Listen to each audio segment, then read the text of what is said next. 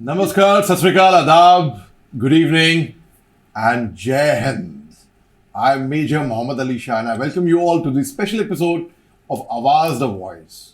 And here we are going to be in conversation with two eminent ladies from the Muslim community who will tell us what makes them feel proud as an Indian. And further on, हम कई सारी आगे चीज़ें गुफ्तगू करेंगे क्योंकि देखिए पूरी कम्युनिटी को तो यहाँ पे हम एक साथ ला नहीं सकते, तो हर जगह पे कुछ चंद एक नुमाइंदे ज़रूरत होते हैं, है ना। तो यहाँ पे वो अपनी आवाज़ द वॉइस में अपनी वॉइस बताएंगे, रेज करेंगे about various pertinent issues today facing the Muslim community in India. So let's welcome our first guest. We have Dr. Amna Mirza, a renowned scholar, educationalist, academician, and a gold medalist from St. Stephen's College. We have Temina Rizvi, a renowned scholar. Both the ladies have done very, very well for themselves. And Temina is from Kashmir. And let's hear how, because एक फर्क होता है कहीं भाई, people have kind of a Kashmiri Muslim और UP Muslim. मैं तो बोलता हूँ भाई हम सब हिंदुस्तानी हैं, सिंपल सी बात है भैया. ठीक है, सबसे पहले आते हैं अपने पहले गेस्ट के पास. तो पहले ये बताइए आमना जी, आपको हिंदुस्तान में मुसलमान होने से कैसा महसूस होता है? बहुत लोग आपसे सवाल पूछते होंगे, या तो आपसे ये भी पूछते होंगे आप दोनों लेडीज से, oh you are Muslim but you don't look like a Muslim. ये रक्षंदा जलील की नॉवल है, की किताब है, इस पे उन्होंने इनका टाइटल ये है. सबसे पहले आप ये बताइए आपकी भावनाएं कैसी हैं to be a Muslim in India?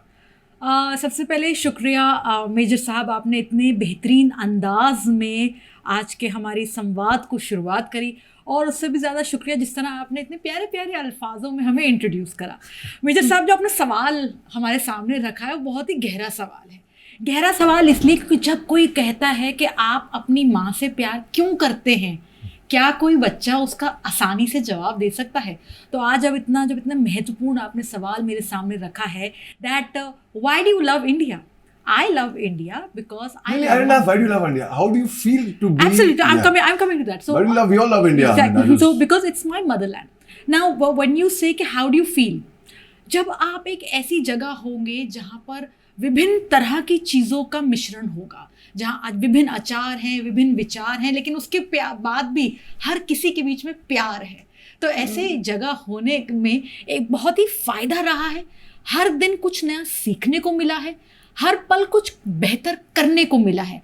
This is what I think has really added more to my strengths. And again, when I reflect on my journey, जैसे आप मेरे स्कूल के बारे में बता रहे थे, कॉलेज के बारे में बता रहे थे, शिक्षा के जीवन के बारे में भी हम लोग कार्यक्रम से पहले भी बात कर रहे थे.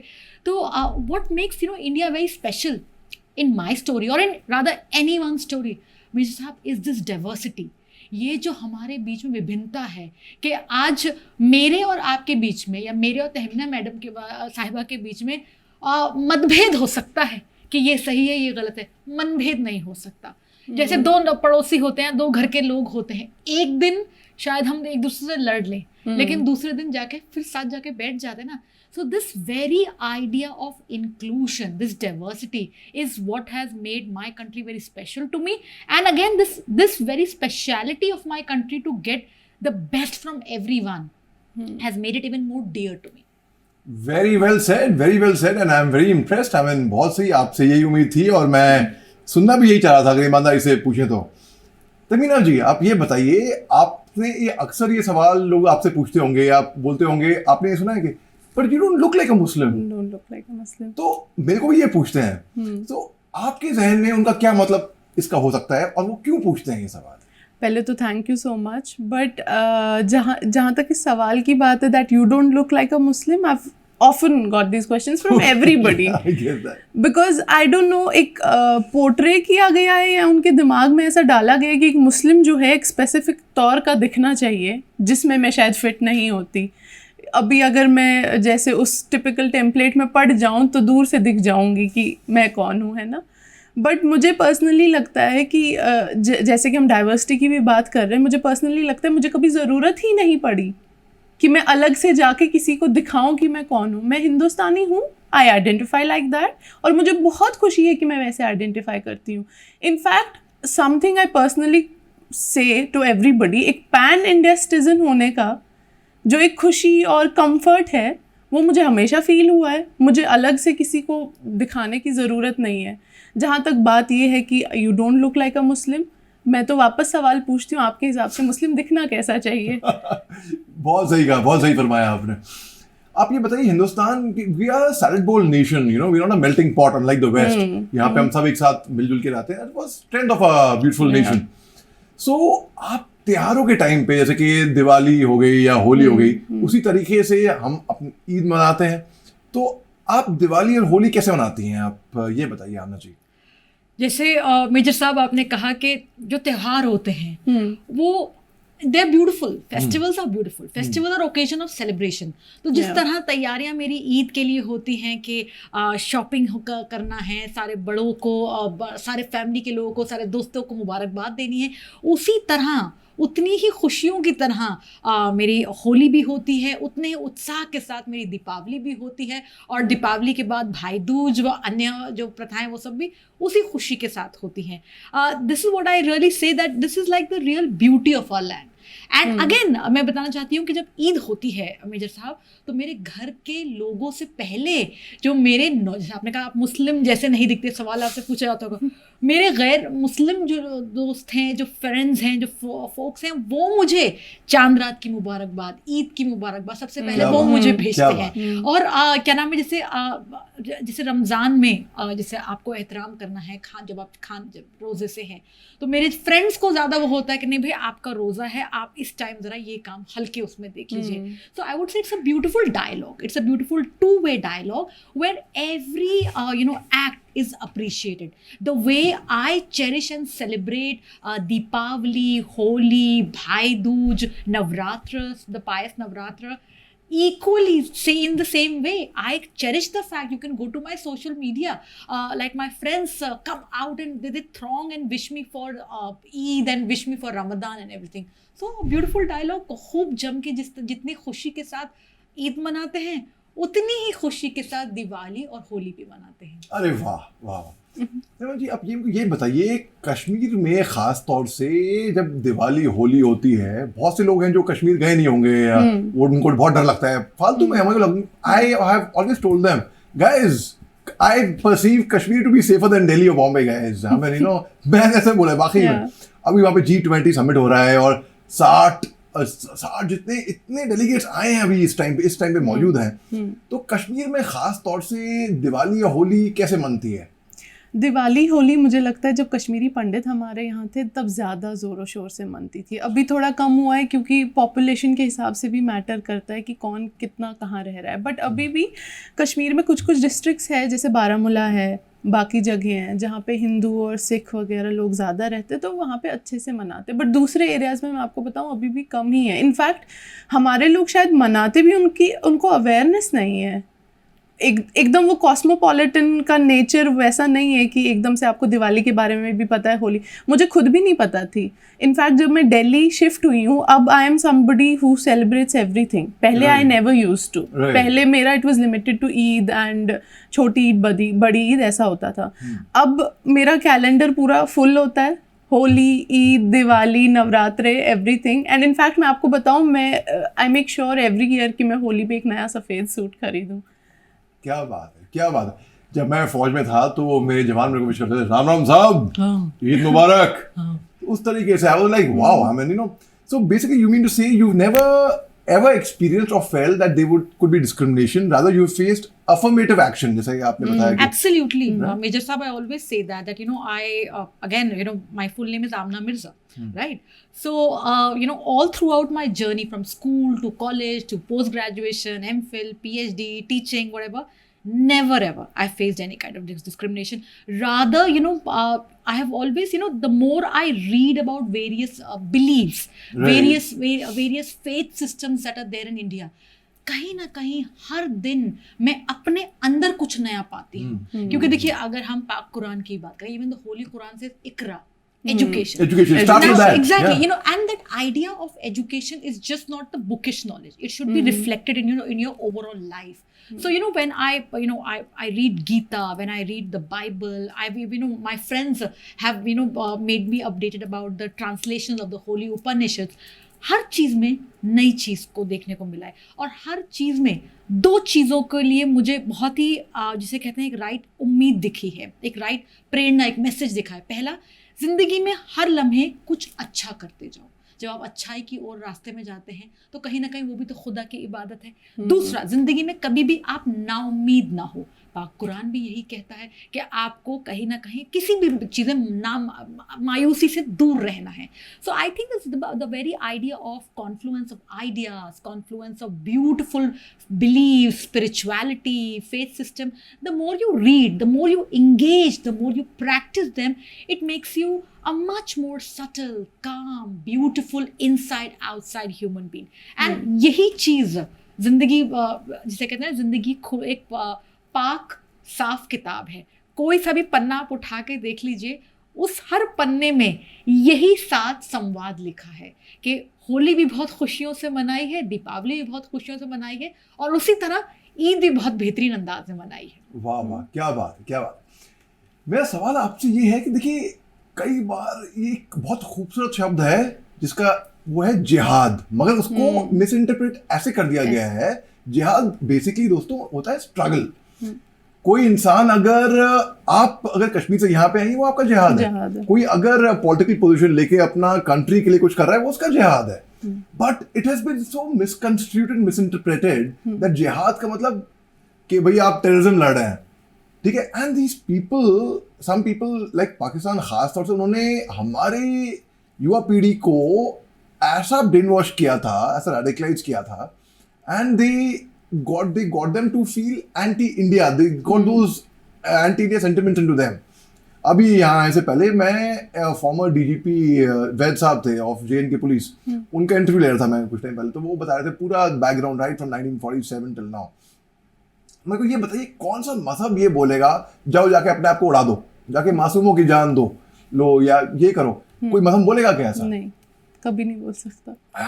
I mean, this is like, so the very fact is, let's do an introspection as Muslims ourselves, because fact ये बात है कि हमारी कम्युनिटी है taken a beating, बदनाम तो हुई है because of various organizations like Jaish A Mohammad, Lashkar A Taiba, ISIS, मतलब, और वो कहते हैं कि वो इस्लाम के लड़ रहे हैं, बल्कि वो ही तो इस्लाम के दुश्मन है। मैं I'm very certain आप इत्तेफाक रखेंगे इस बात की। So what message do you want to convey as a very progressive Indian Muslim to these people who are radicalized and who take up arms? I think मुझे लगता है पाकिस्तान का जहाँ तक इस सब में हाथ है कि हमारा जिस मुस्लिम कम्युनिटी जो है, उनका देश से प्यार करना भी अक्सर लोगों को खटता है, तो ऑब्वियसली वो कोशिश करेंगे इनको दूर हटाने की। और जहाँ तक रेडिकलाइजेशन की बात है, तो इससे पहले भी एक इंटरव्यू में मैंने सेम चीज़ बोली थी। इस्लाम का जो इंटरप्रिटेशन है ना, कि इंटरप्रिटेशन किस तरीके से हुआ है, वो हर इंसान ने अपने तरीके से किया हुआ है। और मोस्टली जो ऐसे रेडिकलाइज्ड ऑर्गेनाइजेशंस हैं, उन्होंने ऐसे तरीके की इंटरप्रिटेशन इस्लाम की निकाली हुई है विच सर्व्स देम। उनको पता है कि हमें ये सिस्टम कैसे चलाना है, उनको पता है कि ओवरऑल जो है इन्फिल्ट्रेशन का प्रोसेस। अब उनको ये भी पता है साथ में कि जो यंग जनरेशन है, उनको हम सिर्फ ये बता के कि आप गन उठाओ या ये करो, सिर्फ इतने से नहीं मानेंगे। There has to be some driven power, there has to be some motivation. So for Muslims और for anybody, religion is always a driving power. चाहे कोई ऐसा भी बोले कि मैं मॉडर्न हूँ, मैं नहीं मानता, बट जो ही आप रिलीजन से उसको डराने की कोशिश करो, कोई इंसान डर जाएगा। तो ये इसी तरीके से यूज़ हुआ, it has been used as a weapon. उन्होंने रिलीजन से डराया और वो लोग डर गए। और ये साथ में जो हम बार बार बोलते हैं कि जन्नत का जो उनको ये दिया गया है कि आपको जन्नत नसीब होगी इस जिहाद के बाद, हमारे इस्लाम में जो जिहाद की बात हुई थी वो नहीं था। इनफैक्ट मैं कहती हूँ पढ़ाई के लिए कहीं जाना वो भी एक जिहाद है, नौकरी के लिए रोज़ अपने पेट के लिए बाहर निकलना वो भी एक जिहाद है, पर उन्होंने तरीका उसका गलत अपनाया। राइट यू नो, आपने बड़ी खूबसूरत बात अभी करी, lot of things, in fact you brought out very very pertinent points in fact. So my message is, you know, मैंने सर्विस करी जम्मू कश्मीर में, और नॉर्थ ईस्ट में, मगर नॉर्थ ईस्ट में मणिपुर नागालैंड में मैं देखा I never came across anyone who was suicide bomber, but JNK में we got lot of people who were willing to die, they came across, they were trained in Pakistan, they said वो मरने ही आए हैं क्योंकि उनको जन्नत नसीब होगी, बट रबिश, राइट। और मेरे को अब तक याद है, मेरी sister she went to a renowned college in India, one of the leading colleges, and she was asked by her roommate, जब इंडिया और पाकिस्तान का मैच होता है तो सायरा तुम किसके लिए चीयर करती हो, इंडिया के लिए या पाकिस्तान के लिए? And she was aghast, she was shocked, just like the way you were shocked before the show. I mean, I asked you the same thing, this is general perception. So people say what rubbish. तो आपका क्या कहना है उसके बारे में? कि पहली बात तो ये है कि भाई हिंदुस्तानी मुसलमान कहीं पे भी दूर दूर तक किसी भी चीज से, इट्स अ रो कंट्री यार Pakistan, let accept it, I mean everyone knows this, तो कहीं पे इत्तेफाक नहीं रखता है। आपका क्या कहना है उन लोगों के लिए जो सोचते हैं कि हिंदुस्तानी मुसलमान शायद वहाँ उसके पक्ष में रहेगा? देखिए, जितना मेरा जीवन के साथ संवाद रहा है और जितना मैंने एक्सपीरियंस से देखा है, ऑफ कोर्स ये एक परसेप्शन हो सकता है, लेकिन ये भी एक परसेप्शन है कि हिंदुस्तान का जो मुसलमान है अपने देश से बहुत प्यार करता है। The community loves the country. उतार चढ़ाव जिस तरह हर परिवार में चलते हैं, इसी तरह कहीं ना कहीं मैच हो गया, कोई सोशल मीडिया पे पोस्ट को लेकर हो गया, उतार चढ़ाव चलता है। लेकिन सबसे खूबसूरत बात यह है इस पूरी कड़ी में कि उसके बाद थमाव भी आ जाता है, उसके बाद फिर जुड़ाव भी आ जाता है। Again today India is a land of opportunities. India is the story that the world wants to narrate, that the world wants to understand. And here in this, there is tremendous quest on part of the community to come out. You mentioned about G20. Within that G20, there's so much focus on for tapping on technological driven globalization with equality, trying to get women-led development, trying to correct the follies of global governance, trying to write एक ऐसी कड़ी लिखना जहाँ सबकी आवाज़ हो। जैसे अगर हम बात करें वसुदेव कुटुंबकम, तो वो तो जब हम कह रहे हैं one earth, one family, one future, तो ये जो एक कॉमन फ्यूचर है मेजर साहब, वो तो सबको आज तालीम चाहिए, सबको तरक्की चाहिए। और आज के टाइम में आप इस बात से इत्तेफाक रखेंगे, you worked in the army, you're a brilliant TEDx speaker yourself, and in today's time you have to stand out as excellent. You cannot lead incompetence, you cannot be shirking the work. और यही बात तो कुरान में भी लिखी गई है। When you read the Surah Najm, it tells you that what a human being gets, it's because what you strive for. So today you have to strive for excellence. India is the place where excellence actually matters. Today, yes, you have to strive for parity. You have to strive for getting the right chord of symphony. हमारे मुल्क में है, उतार चढ़ाव चढ़ता है। हमसे भी लोग कहते हैं कि अगर आप मुसलमान हैं तो आप नॉनवेज नहीं खाते, ये कैसे हो सके? तो मैं कहती हूँ नहीं, मैं नॉनवेज बनाती बहुत अच्छा हूँ, पर मैं I am a pure vegetarian. Rather give me high five versus from the wow, so cool is that, because I too am a vegetarian. Exactly. तो मुझसे जैसे अगर आपने मुझे अपनी बहन का, you narrated to me your sister's incident, allow me to narrate my since my school, my college, I have been a vegetarian, and quite often when people they say Amna Mirza vegetarian, how is that possible? How is that possible? So quite often in jovial things my friends used to tell me, why don't you change your name from Dr. Amna Mirza to Dr. Amna Mishra? Oh God. So I'm like, okay, but again even in this aspect, again I think the onus lies on the individual. How do you not just break the stereotype, but also get the dialogue on. अगर आज हम कहते हैं नहीं हम nonveg नहीं खाते, people do believe, and people say नहीं यार ये भी है. So I think it's very important to engage, equally very important to let the right message flow. You are like a brand ambassador of your family, you're a brand ambassador of your respective community, you're a brand ambassador, say, of your respective educational institution or workplace. How do you strike that message with the larger many people? It's the onus lies on you. And I think as you said, like you beautifully you were narrating about this entire comparative contrast from this side of the country to that side of the country. For me, हम जब उसको सुन रहे थे हम लोग कहते वाह major साहब तो भाई सब जगह घूम फिर कर आए, सब जगह मेहनत करके आए हैं. So I think this kind of conviction, this kind of confidence is needed on part of every individual. आज हर और as you just said कि हम लोग कहीं ना कहीं जिंदगी में कुछ बेहतर करके आए हैं. We have a good voice. instead of also saying कि कुछ कमी है, it is equally important on part of the empowered citizens too कि समझाएं कि आगे का रास्ता किस तरह अच्छाई के साथ, तालीम के साथ, तरक्की को पसंद करते हुए आगे लेकर जाना है.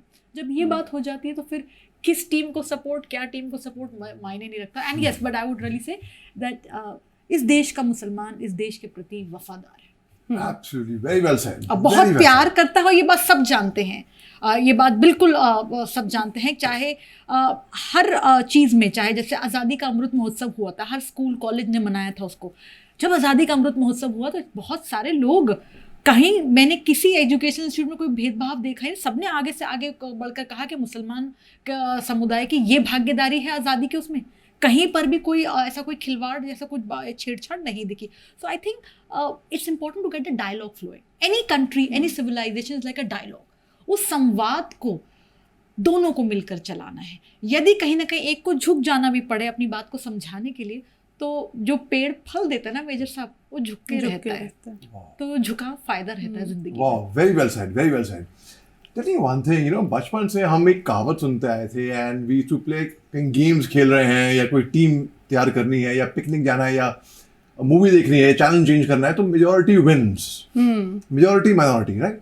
अब माइनॉरिटी कम्युनिटी जब बोलते हैं तो पहली चीज जहन में आती है Muslim community. Though even Sikhs are minorities, Jains are minorities, Buddhist are minorities, Parsi are minorities. पहली चीज आती है द मुस्लिम कम्युनिटी किसी भी हिंदुस्तानी के. अब when you say that, look at minorities in China, what's happening with them, everyone knows. Look at the minorities in Iran. Look at the minorities in Pakistan. Minority ये पाकिस्तान में बोलते हैं, तो वहाँ पे it's the non-Muslim community which is the minority. So don't you think that India, I feel that, I don't know, I'm not trying to put words in anyone's mouth, but I would like to know your opinion. I feel the best country for minorities is India. Definitely. Where your rights are protected, they're respected. So what is your take on that? I think definitely India मुझे लगता है इसलिए minority के लिए अच्छा है. अगर आप बाकी एरियाज़ में देखोगे, बाकी कंट्रीज़ में, मैंने पहले भी आपको यही बोला कि state is too much involve into your personal affairs. अब यहाँ पे ऐसा नहीं है. हम जैसे यहाँ बैठे हैं, हमें कैसे खुद को पोर्ट्रे करना है एज मुस्लिम और not as Muslim or as an Indian citizen, something, nobody is going to bother about that. Nobody is also telling us how to portray yourself. एक माइनॉरिटी पे जो कंटिन्यूस दबाव रहता है बाकी कंट्रीज़ में कि आपको किस तरीके से खुद को चलाना है या आपके सिस्टम्स कैसे चलने चाहिए, वैसा हमें कोई नहीं बोल रहा. We as Muslims, I think you people will agree, we feel very comfortable in our country. हमें कभी कोई दबाव फील नहीं हुआ है. हमें ऐसा कभी फील नहीं हुआ है कि गवर्नमेंट हमारे पर्सनल अफेयर्स में आके हमें बोल रही है कि ज़िंदगी कैसे जीनी है. तो आई थिंक इंडिया, पर्सनली मुझे ऐसा लगता है, people might differ, that India is the best country for minority, comparing it to the countries which we were talking about. Absolutely right, absolutely bang on. Now the very fact is, let's accept one thing. See, आप किसी का कुछ इलाज करने जा रहे हैं doctor, जब तक मरीज को ये मालूम नहीं होता कि मैं बीमार हूँ या मेरे को इलाज करवाना है, आप इलाज करा नहीं पाएंगे. No point. Let's accept it. Today the Muslim community is behind for various reasons. One of them I say is education. Lack of education. And because they're not well educated, they don't get good jobs, they don't get the income to. So how do we break that vicious circle according to you? What could be your suggestion for that? Major Saab, you're absolutely right that education is very important. As even Nelson Mandela said that, education is the most powerful weapon that you have, right? But education, Major Saab, cannot be just reduced to one particular phase. Education has to be consistent. जीवन को आपको शिक्षा के साथ जोड़ना होगा. शिक्षा जो है, तालीम जो है, ये कोई किसी एक भाग के लिए नहीं है. हर दिन आपको कुछ बेहतर करना होगा. As even what Mahatma Gandhi ji said that learn as if you were to live forever. So in this aspect, it is very important on part of the young, on part of the youth, that they have to understand that today education demands a consistent approach. Education equally demands a right analysis of where does your interest lie and wherein you can deliver your best. As we were just discussing, that it's very important that one has to be the best version of themselves. Today there's too much competition. We're living in the age of you're from the army background. Today the the arms are facing huge threats from the rise of drones. So similarly, in the world of education too, you're a public policy person, you'll agree with me that we are living in the age of AI, we are living in the age of machine learning. So we have to impress upon the youth that let's understand what is your strategy, what is your preparation with respect to facing this big challenge. Today, the nature of workforce, Major Sahab, is changing. We have to ask the youth, are they well prepared with these kind of challenges? So consistency with respect to dealing with the future goals is very much important. And equally then, अगर हम consistency की बात कर रहे हैं, तो आज हमें अपने पूरे कौम से, अपने पूरे समुदाय से ये बात पूछनी होगी कि क्या आप जो आपकी जो एनर्जीज़ हैं, जो आपकी जो ऊर्जाएं हैं, जो आपकी मेहनत है, क्या आप उसे ज़ाया करते हुए चले जाएंगे? ऊपर वाले ने आपको हुनर के साथ भेजा है, कोई अच्छा लिखता है, कोई अच्छा कुछ और काम करता है, कोई अच्छा बोलता है, कोई अच्छा पढ़ा सकता है, तो आपके पास ऊपर वाले ने इतनी अच्छी आपको जो सलाहियतें दी हैं कि आप उसको किस तरह से यूज़ कर रहे हैं, वो बहुत ज़रूरी है। और साथ साथ जो तालीम है, जिसे आप दीनी एतबार से भी देखें, दुनियावी एतबार से भी देखें, अगर आप सही सोच के साथ आगे बढ़ते हैं तो दोनों में सही एक तालमेल भी बिल्कुल सही बैठता है। So it's very important on part of the youth community at large that they have to be prepared. दुनिया बदल गई है, बदलती हुई दुनिया में जैसे कहा जाता है ना, अंदाज पुराना नहीं हो सकता, क्योंकि अब नया ज़माना है। इस नए ज़माने के साथ चलने के लिए आज पहले होता था कि हमें कोई चीज़ पढ़नी होती थी तो हम उसका किताब ढूंढ रहे हैं, उसका पन्ना ढूंढ रहे हैं। आज इंटरनेट पे हर चीज़ का सवाल है, कोई ऐसी चीज़ नहीं है जो इंटरनेट पे आपने कहा कि आप यहाँ से आए तो मैं कहूँगी अच्छा यहाँ से यहाँ तक आने में ऐप भी हो सकता है, कैब भी हो सकता है, ये फलाना डिमाना। अभी आपने यहाँ बैठ के हाल फिलहाल में एकदम 2 मिनट में वीडियो कॉल भी कर लिया है ना। तो आज हमें समझना है कि आज ये एक मोबाइल अगर हमारे हाथ में या टेक्नोलॉजी जो हमारे आसपास है वो केवल एक मीन्स नहीं है, वो आज एक ज़िंदगी का एक अहम भाग बन गया है। अब मैं उसका तो सही उपयोग कर लूँ या उसका दुरुपयोग कर लूँ, ये चीज़ यूथ को गाइडेंस देना केवल स्कूल इंस्टीट्यूशंस के काम नहीं है। आप जैसे तालीम याफ्ता जो लोग हैं, जो समझदार लोग हैं, जो चीज़ों को समझ चुके हैं, उनके ऊपर भी ये बात रखती है कि समझाना कि it's very important to come out of any kind of victimization, to come out of any kind of clutches that hold them back and engage. Very important major साहब, आज के टाइम में आगे से आगे बढ़ के कंधे से कंधा मिलाकर आगे बढ़िए। स्कूल से लेकर कॉलेज से लेकर अपने आप को बेहतरीन तालीम दीजिए, नौकरियों के लिए अपने आप को बेहतरीन तरीके तैयार करिए। केवल आज नौकरी पाना तो मेजर साहब सब नहीं है ना, आपने तो इतना you're a public policy professional, today if you are not aware, क्योंकि आज के हो गए 2 दिन बराबर नहीं है। जो कल ट्रेंडिंग था वो आज तो ट्रेंडिंग नहीं है ना। सिमिलरली जो हमने कल पहना वो शायद हम आज पहनना तो पसंद नहीं करेंगे, क्योंकि शायद सेम इतने लाइक्स भी नहीं आएंगे, ठीक है ना। हैशटैग्स की दुनिया हो गई। सो इट्स वेरी इंपॉर्टेंट, आज सबको नई तालीम के साथ आगे बढ़ना होगा, और उसमें कोई भी अगर आपसे तालीम से पीछे हटने की बात करे वो आपके साथ नाइंसाफ़ी कर रहा है। वेरी वेल सेड, बहुत खूब फरमाया आपने। पता है दरिमन जी, अभी कुछ दिन पहले मैंने कैब बुक करी एयरपोर्ट जाने के लिए, और सुबह अर्ली मॉर्निंग का टाइम था, एंड जैसे मैं कैब में बैठा, Muslim driver, with all respect to him, he was playing loud something on the, it was sermon, it was religious sermon kind of a, I don't know what it was, मेरे को समझ में नहीं आया, मगर it was very loud। और सुबह का टाइम था, मेरे को सोना था भी गाड़ी में कि भाई फ्लाइट है, फिर इतना आधे घंटे सो लूँ मैं कम से कम। एंड आई टोल्ड हिम, भैया थोड़ा प्लीज थोड़ा वॉल्यूम बंद कर दिए म्यूजिक। तो वो बुरा मान गया, वो कहता है हाय लाहौल वाला खुदा, तो कह रहा है कि भाई ये तो खुदा के गाने हैं, पता नहीं क्या है। अब मैं एज मोहम्मद अली शाह, मेरे को नहीं भाया what he was playing, so I can imagine if a non-Muslim would have been sitting in his cab and फिर he would have made an opinion, अरे ये ऐसे ही होता है, हालांकि the stereotype क्या, अरे ये लोग तो ऐसे ही होता है। I don't get it। So कहीं ना कहीं क्या आपको लगता है कि it is the Muslim community or the minority community wherever in the world over should know how to conduct themselves with the majority community, and the majority community also should know how to conduct themselves with the minority community। जैसे घर में छोटा भाई बड़े भाई की तरफ देखता है, उस माहौल में बड़ा भाई छोटे भाई की तरफ देखता है। So do you think they, both the communities from both sides should know how to conduct well with each other? Yeah, definitely. I think जब आप diversity की बात करते हो और सब लोग साथ में रह रहे हैं, so you have to coexist। The whole point is of coexisting. It's like अभी जैसे इन्होंने बोला था कि आप घर में रह रहे हो, भाई दो लड़ाई करेंगे, आप खानदान छोड़ के तो नहीं चले जाओगे ना. द होल प्रॉब्लम इज कि को एग्जिस्टिंग में जो रिएक्शनरी आपका हो गया और आप टची हो गए हो. अब अगर मैं किसी की छोटी बहन या छोटा भाई हूँ और बड़ा भाई या छोटा भाई मुझसे कुछ कहता है और every day I start reacting on the same thing, तो एक दिन तो हम एक दूसरे से इतनी नफरत कर लेंगे that we might not like to see each others faces. But family का पोजिशन क्या थी सोसाइटी में कि आपको एक दूसरे, आपको डिफरेंसेस हो सकती है definitely, because you are two different humans, you bound to have differences. ऐसा कभी नहीं हो सकता कि आपका भाई जो बोलेगा आप सेम चीज़ पे हाँ हाँ मिलाओ. It's not possible. Either you are fake right or else it's not possible. और अगर वैसे आपको करना है, आप ना भी कह सकते हो, आप रिस्पेक्टफुल भी हो सकते हो. Like I can disagree to your opinion, but I can also be respectful towards you.